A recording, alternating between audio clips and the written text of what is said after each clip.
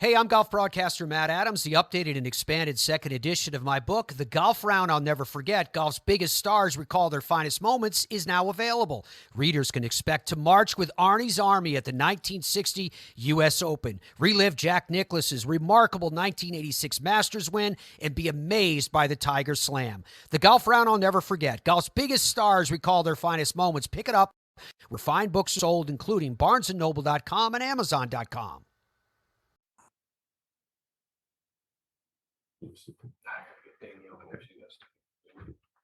We'd like to welcome everybody back to the Football's Family Podcast. And I've got a special guest today. Would you like to introduce yourself?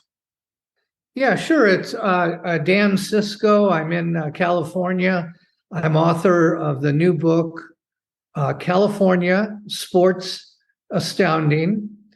And it's basically a fun, unknown, and surprising facts from statehood, which was 1850, from statehood till now. So a little bit of everything, and over 65 men's and women's sports.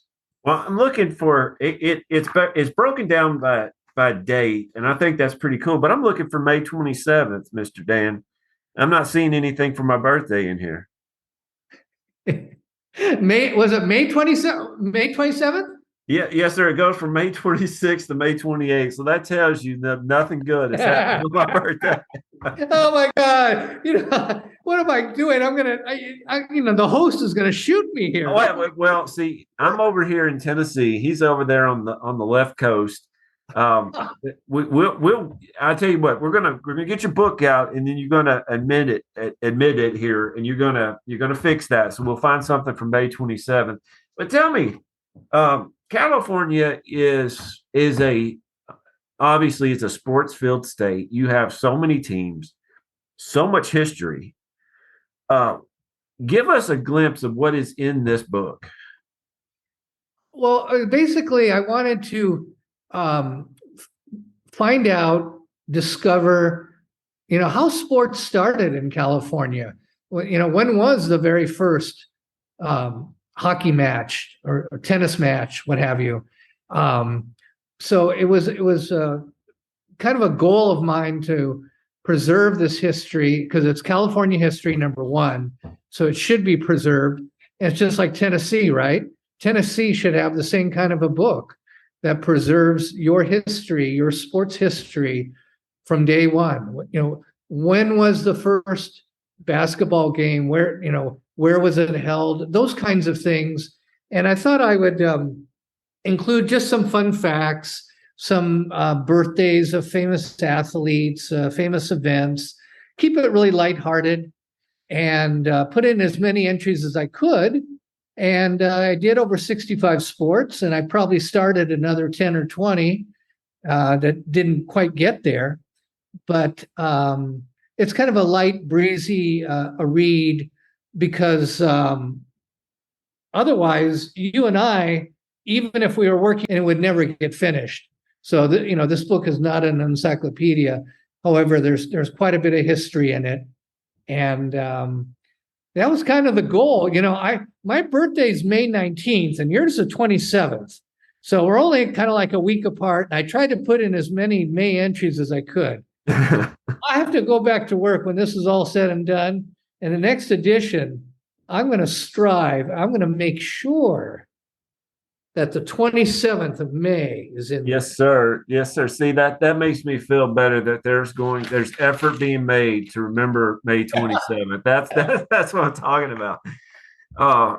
Dan is having to deal with something. My webcam on my computer is malfunctioning, so he has seen the picture of me with my two daughters there, and he's getting blinded by my bald head. So I appreciate his good attitude during this time.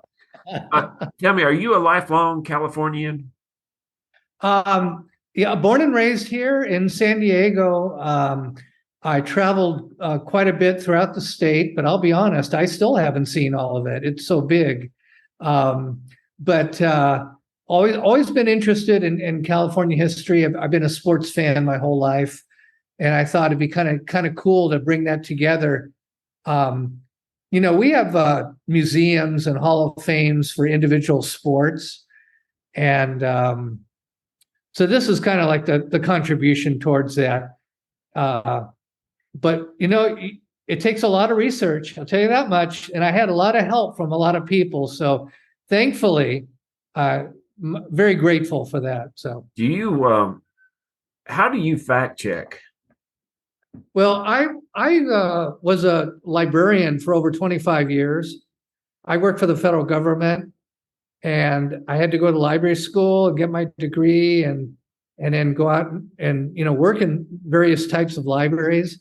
So I guess I could say that my strength is research, how to evaluate sources, looking at multiple sources, and especially on the internet. There's so many people just throw up a website overnight.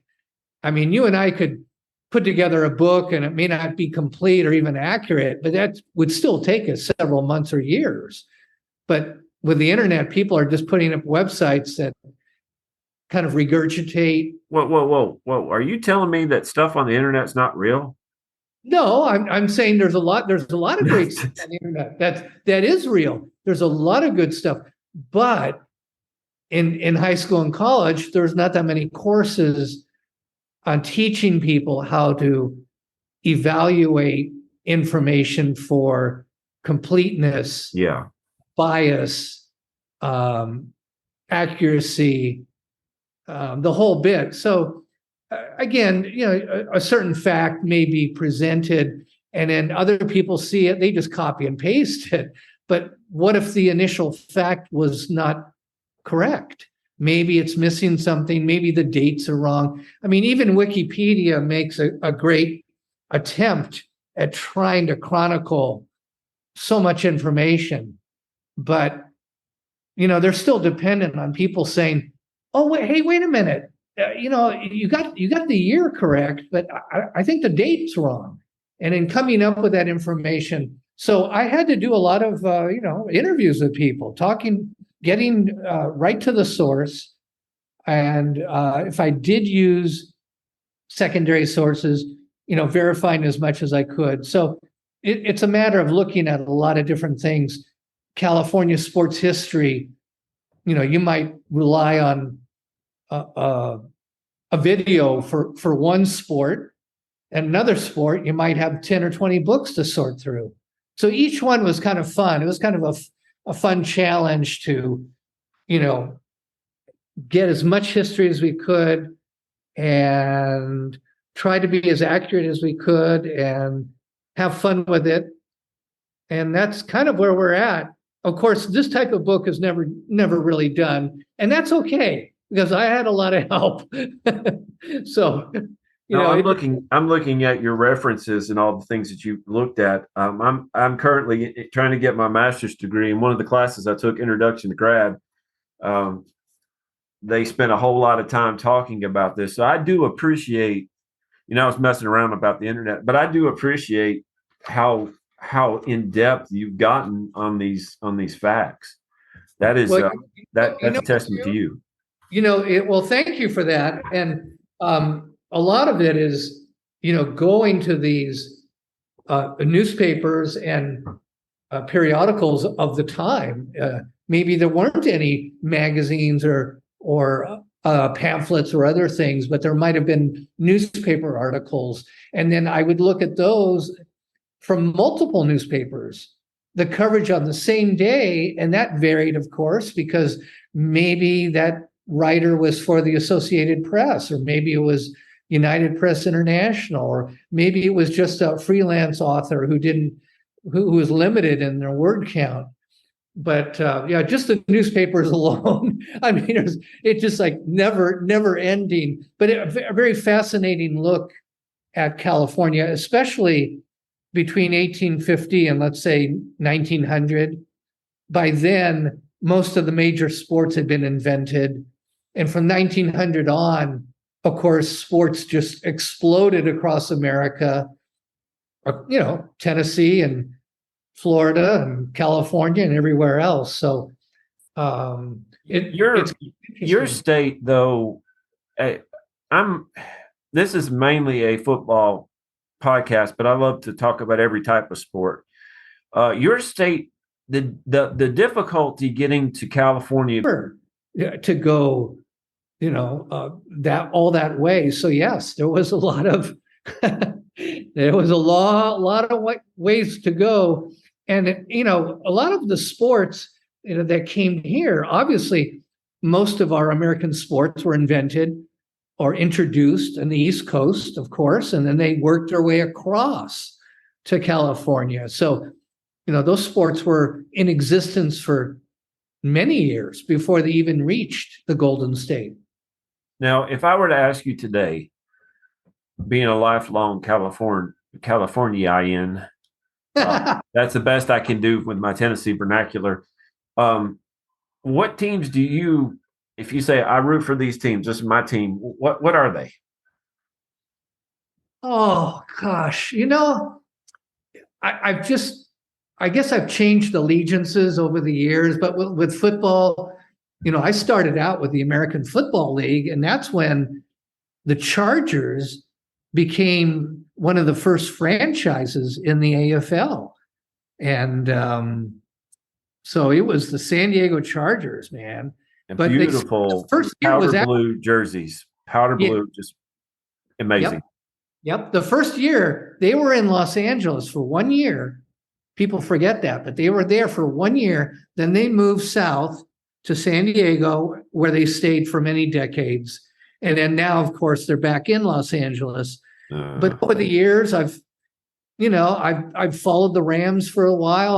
I followed the 49ers, the Raiders. I mean, we just have so many sports here. So if your team's not doing good and you start to hate them, at least you got a backup. There's someone else you can follow for a while.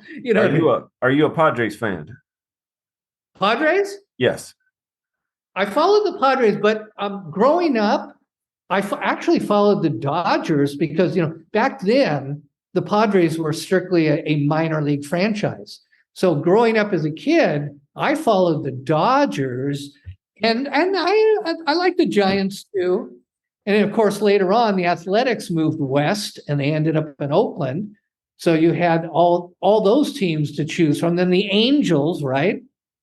Los Angeles Angels and all that. So there was a lot of teams to choose from. But I guess baseball-wise, I started with the Dodgers, following everyone else. And right now, the Padres are the one professional franchise in San Diego as far as the big four sports: baseball, football, basketball, hockey.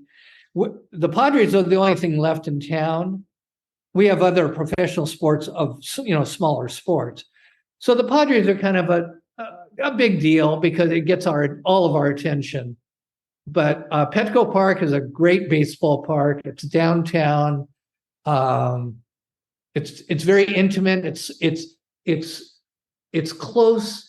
Fans are close to the action. It's exciting. But then, hey, Dodger Stadium, that's tough to beat. That's one of the great stadiums in America.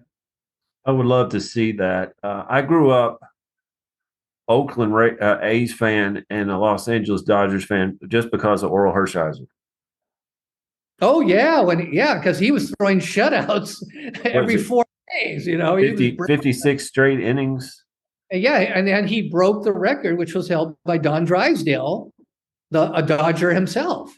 So the Dodgers always had this great pitching, right?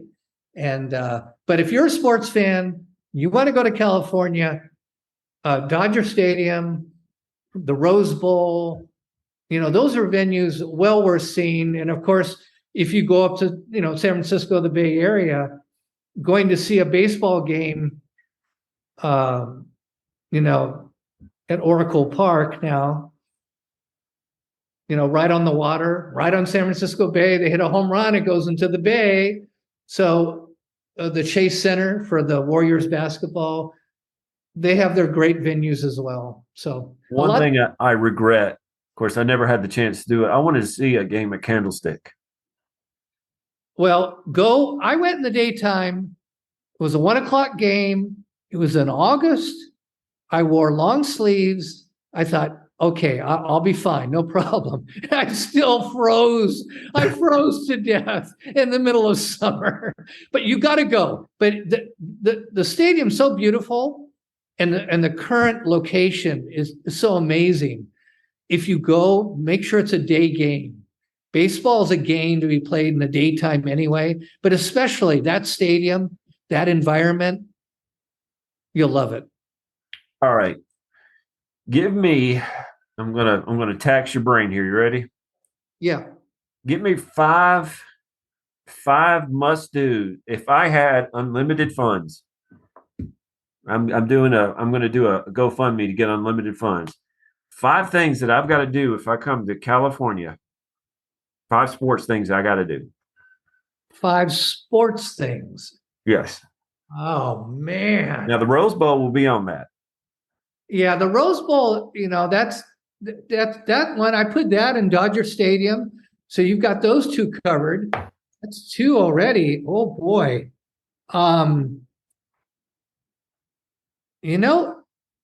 Would be neat. Well, gosh, it's hard to limit. And there's so many sports. I mean, I got a question for you. All right. Before I answer this one. What do you think is California's official state sport? Oh, good gracious. I don't know. Okay, and that's fine. But our state legislature has decided that surfing is the official state sport. They made that proclamation, and it's fantastic because we have some of the best surfing in the world, not just America. I mean, California. If you go surfing here, you probably don't have to go surfing on the East Coast so much. The conditions are so much different. But I would say, going to see a surf contest here, that would be unique. Yeah, the problem with that, I burn so easy. I don't tan, I burn. And really? Oh, you burn. Oh, I light on fire. I see a fluorescent bulb and I'm burnt. Okay. Well, for California sports, if you're going to do something, I would say let's pick some other stuff for you. Then we'll get you indoors. Yes, please. We'll get you.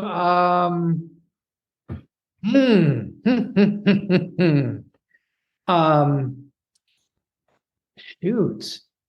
Let me think. I'll let you think on that. I want to bring up a story while you're thinking on that. Okay. If you look on that picture, on my picture, that little girl on the right with the brown hair, we adopted her. Her name is Harmony. Her biological father was not American. He was from Mexico. He doesn't speak a lick English. So she got that dark hair, dark eyes. She tans. She's the only McFarland that tans. The rest of us just burn. One of the things that gets me about is September 11th, 1960. The original name of the Oakland Raiders was going to be something completely different. You know this one off the top of your head. You remember what it was going to be?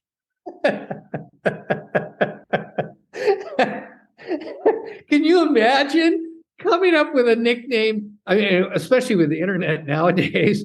I mean, back then, 1960, right? Yes. It was a more of a fun thing. The fans got involved. Hey, I got a great nickname for our new football team in town. And everyone participated. You put it on a postcard or you wrote to the radio station and whatever. And we all made suggestions. And oh my gosh, señorita. And I was thinking, you want my daughter. Oh, let me tell you a little story here, Mr. Dan. She told me, said, "Daddy, I'm Mexican, right?" I said, "No, you're half, sweetheart." But she said, "I'm still Mexican." I said, yes, you are. So she said, "I can eat this hot salsa." She took the hottest salsa, took it on a chip, and put it in her mouth, said, I can eat this because I'm Mexican. I said, sweetheart, that's not how that works. Within a minute, she was crying, she was coughing, she was drinking water. I said, sweetheart, that's just not how that works. It just doesn't work like that. But I can't imagine calling something a team the Seniors. I mean, isn't that a little bit much? And that's what's so much fun, because I mean, it's just like any team that comes into a town and everyone's excited, but the important thing, and people love nicknames. They love sports nicknames. What are you gonna call that? Well, I mean, even when the Lakers came to Los Angeles, right? They were the Minneapolis Lakers, and they moved from Minnesota out to Los Angeles. And the sports writers were like, well, we got to come up with a new nickname. I mean, we're miles away from any lakes. This doesn't make any sense. There's no water in Los Angeles. Los Angeles Lakers. I mean, come on. You can go out to Santa Monica and go to the beach and all that, play beach volleyball and all that. But yeah, the Lakers were just so out of place. And even to this day, I thought for sure they would have come up with another nickname by now. It's iconic though. You can't change it. That's Jerry West and Magic Johnson, Kareem Abdul-Jabbar, and Kobe Bryant. Now there's so much history. Yeah, it's kind of late in the game to do that. But I tell you, Dan, this is Tennessee we have growing up, we had the University of Tennessee. It was orange. I mean, people knew orange because University of Tennessee. Right. You guys over in California have some of the most beautiful jerseys ever.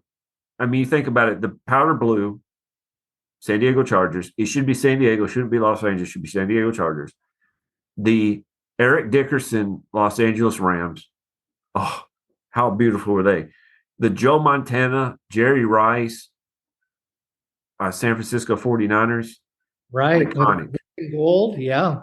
The California Angels, when Wally Joyner played, they were kind of gray and red. I love that.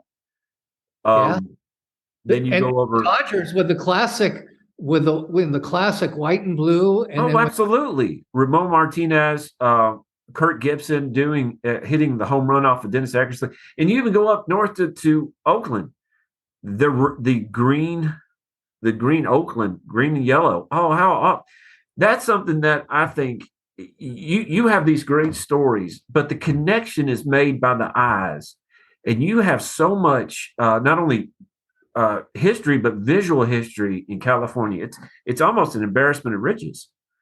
Well, we're just fortunate. I mean, we have over 10% of the American population in California, and sports. When you think about it, okay, California produces really the best athletes. Well, of course we do, because we have the population to support it. But sports is a big deal here. It's a big industry in California, and we have every level.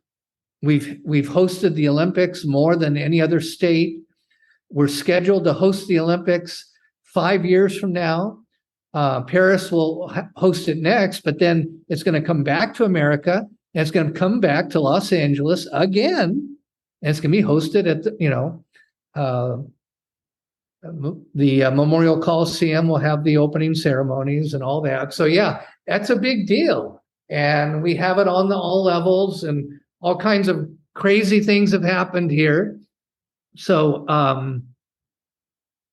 but getting back to your question. All right. You can't be outside. Oh my gosh. No, it could be outside. I just have to have SPF 200 on.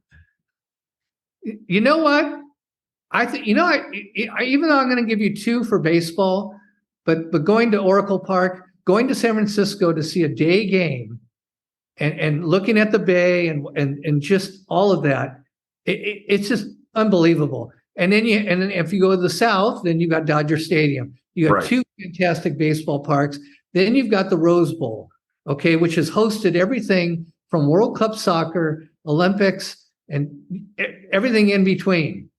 The invention of go-karts the first go-karts were invented in California. And the first races or informal competitions were held in the Rose Bowl parking lot. That's included in this book. So the Rose Bowl is not just football. It's so many other things. But okay, so that's okay. I got you 3 already. A sport that was invented here in California. I'll give you a hint. It includes swimming, running, and cycling. You're telling me triathlons were invented in California? Yep. The first triathlon held in America was held in San Diego, and that's included in the book as well. California Sports Astounding. The world's first triathlon was held in France, but coming to America, San Diego was the place, was the very first place, the very first triathlon held. And of course, things are a little bit more informal. But I would say going to the beach and seeing, a triathlon event, that would be cool. That would be cool. I tend to avoid the water because that's where Jaws lives. Right, swimming, right? And then they jump out and then they get on the bike and then they run and all that. So a triathlon contest or a surfing contest, or even another cool thing to go to in California is beach volleyball, which is very, very popular here. That would be a great event, something unique to California. If you're out here and you've done a couple of other things, and there's 5 things right there. And there's many more sports that we cover. Well, let's see. I have about just a few more minutes left before Zoom kicks me off. So I want to run a couple things by you real quick, if I could. Thank you for coming on today, by the way. Thank you very much. This has been a pleasure, my friend. Where can we get your book? Okay.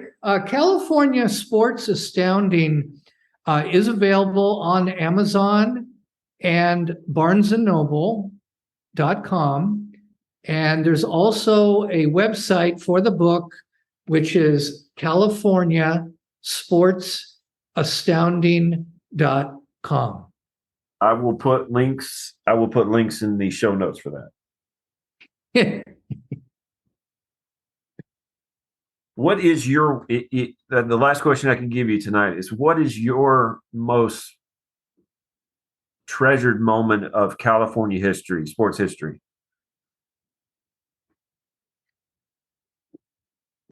Well, there's so many, and there's so many people involved here, but I can give you one tidbit, which I think was kind of cool, which is so insane.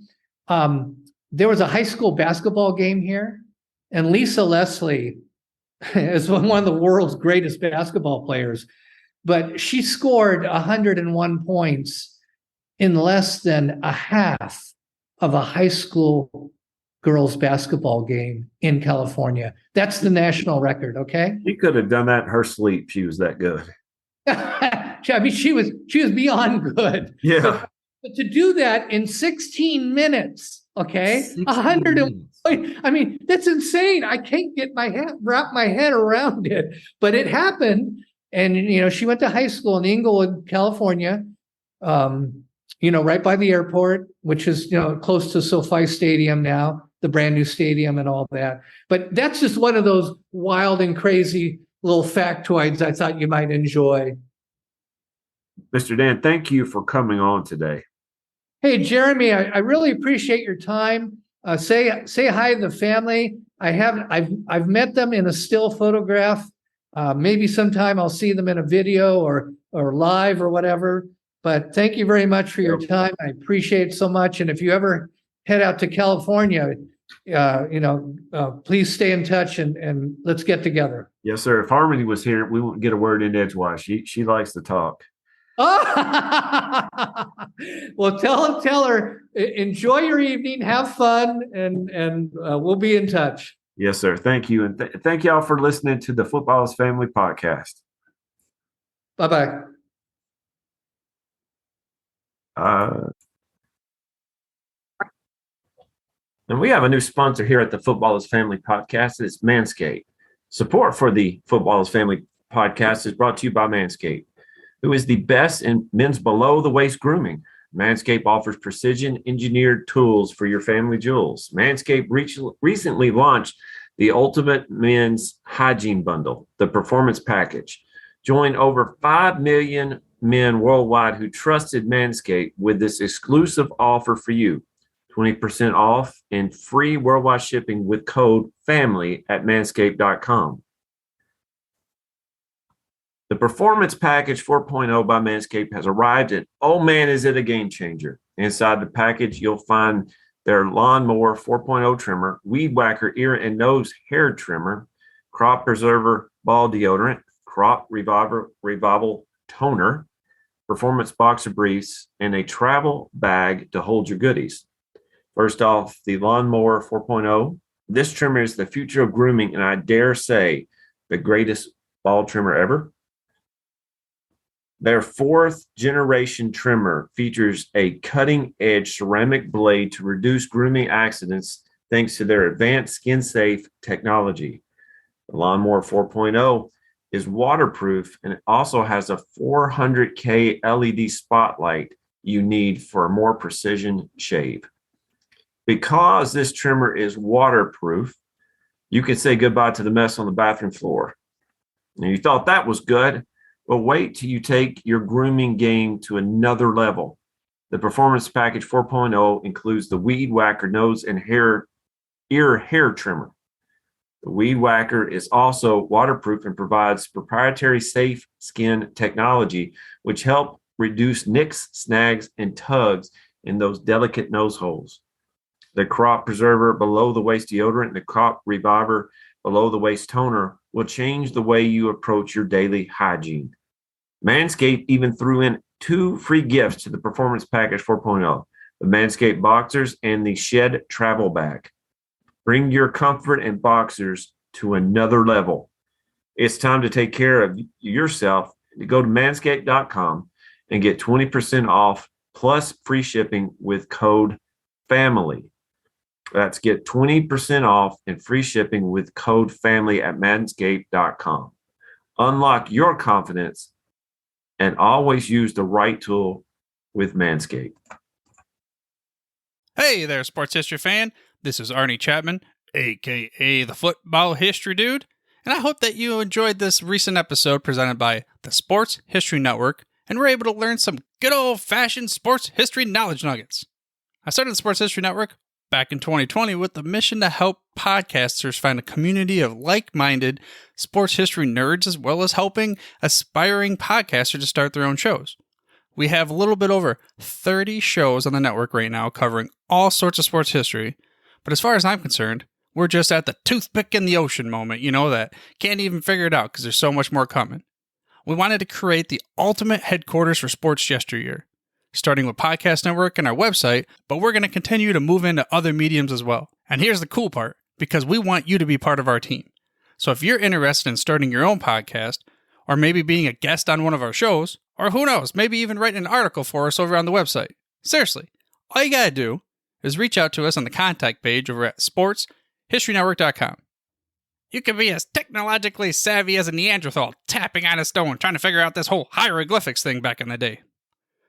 Again, it doesn't matter, because even if you don't understand the whole podcast space, we have a production team that can pretty much help you out with doing everything. All you gotta do, head over to sportshistorynetwork.com, head to the contact page, fill it out. That message goes right to me, and I'll reach out to you as soon as I can.